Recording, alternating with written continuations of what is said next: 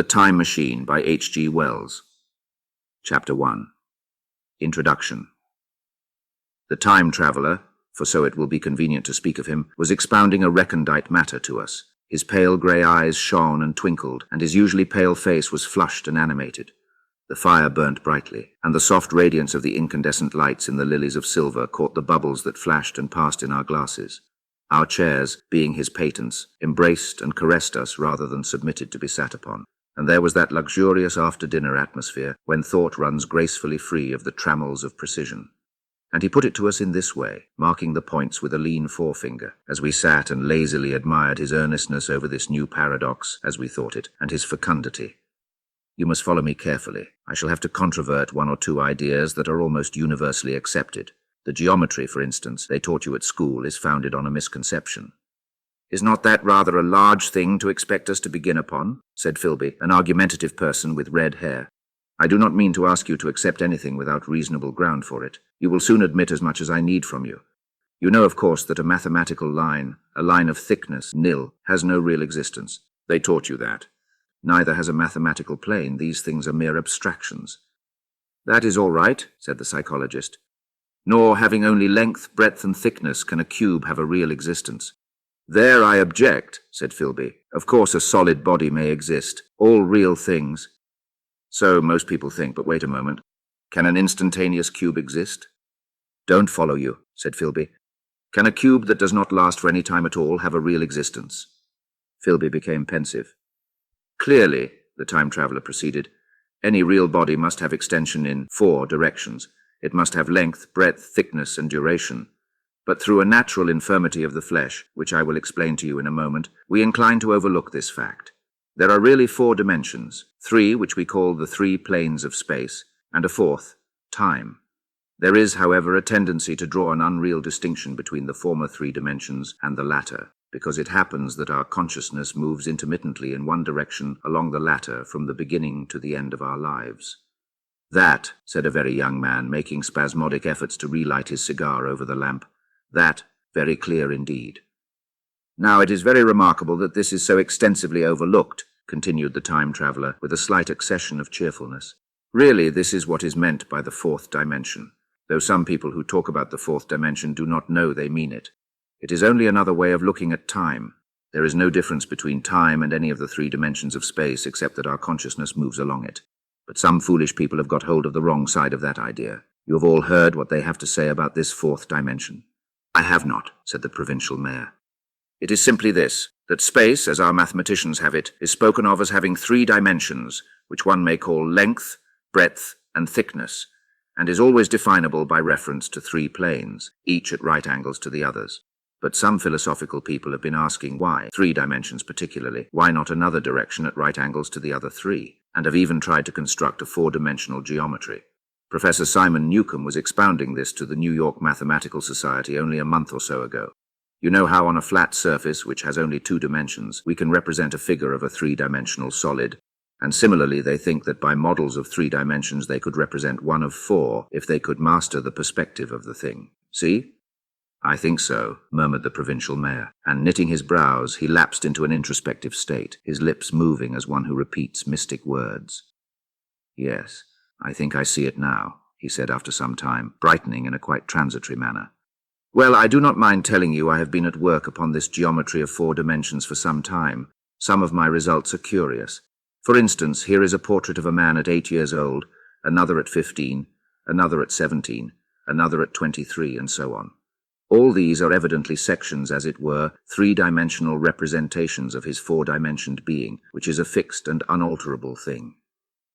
Scientific people," proceeded the time traveller, after the pause required for the proper assimilation of this, "know very well that time is only a kind of space. Here is a popular scientific diagram, a weather record. This line I trace with my finger shows the movement of the barometer. Yesterday it was so high, yesterday night it fell, then this morning it rose again, and so gently upward to here. Surely the mercury did not trace this line in any of the dimensions of space generally recognized, but certainly it traced such a line, and that line, therefore, we must conclude, was along the time dimension." "But," said the medical man, staring hard at a coal in the fire, "if time is really only a 4th dimension of space, why is it, and why has it always been, regarded as something different? And why cannot we move in time as we move about in the other dimensions of space? The time traveler smiled. Are you so sure we can move freely in space? Right and left we can go, backward and forward freely enough, and men always have done so. I admit we move freely in 2 dimensions. But how about up and down? Gravitation limits us there. Not exactly, said the medical man. There are balloons. But before the balloons, save for spasmodic jumping and the inequalities of the surface, man had no freedom of vertical movement. Still they could move a little up and down, said the medical man. Easier, far easier down than up, and you cannot move at all in time. You cannot get away from the present moment. My dear sir, that is just where you are wrong. That is just where the whole world has gone wrong. We are always getting away from the present moment. Our mental existences, which are immaterial and have no dimensions, are passing along the time dimension with a uniform velocity from the cradle to the grave, just as we should travel down if we began our existence 50 miles above the Earth's surface. But the great difficulty is this, interrupted the psychologist. You can move about in all directions of space, but you cannot move about in time. That is the germ of my great discovery. But you are wrong to say that we cannot move about in time. For instance, if I am recalling an incident very vividly, I go back to the instant of its occurrence. I become absent-minded, as you say. I jump back for a moment. Of course, we have no means of staying back for any length of time, any more than a savage or an animal has of staying 6 feet above the ground.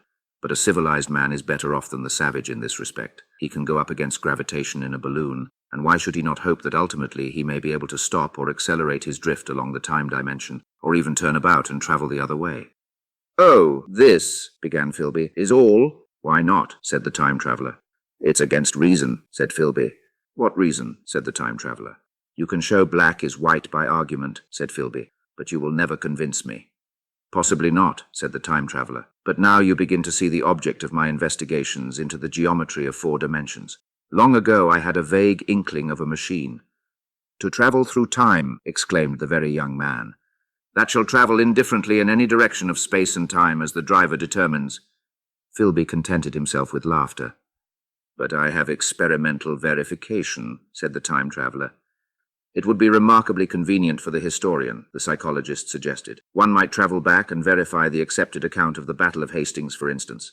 Don't you think you would attract attention, said the medical man. Our ancestors had no great tolerance for anachronisms.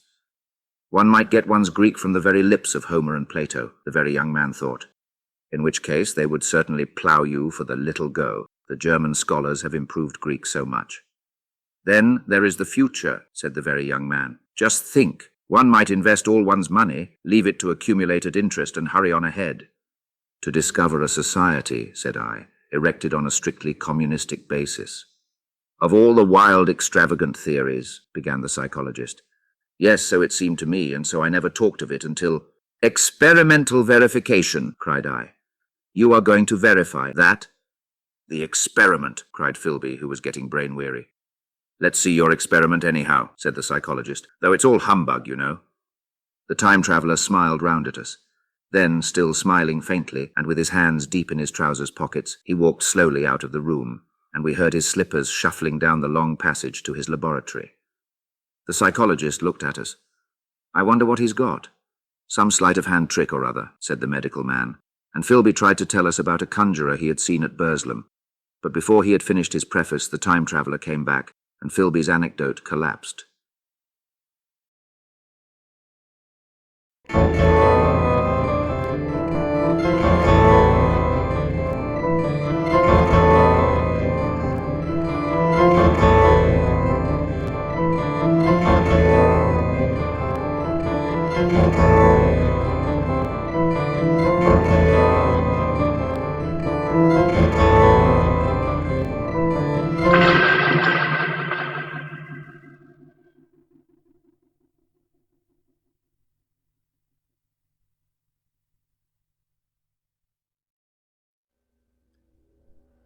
Masters, mistresses, the Doctor requires materials in order to maintain the TARDIS and ensure continued functionality. He similarly requires carbon-based comestibles to sustain his own biological functions and existence. Master would never say this, but he requires aid beyond that supplied by this unit in order to acquire these. To aid the Doctor in his various tasks and creations, this can be most effectively achieved via Patreon or Substack subscriptions, or through donations directly to PayPal, or if you desire physical goods in return for your contributions, written accounts of my travels with the Doctor are also available on Amazon. Links are in the description below. Thank you, masters, mistresses.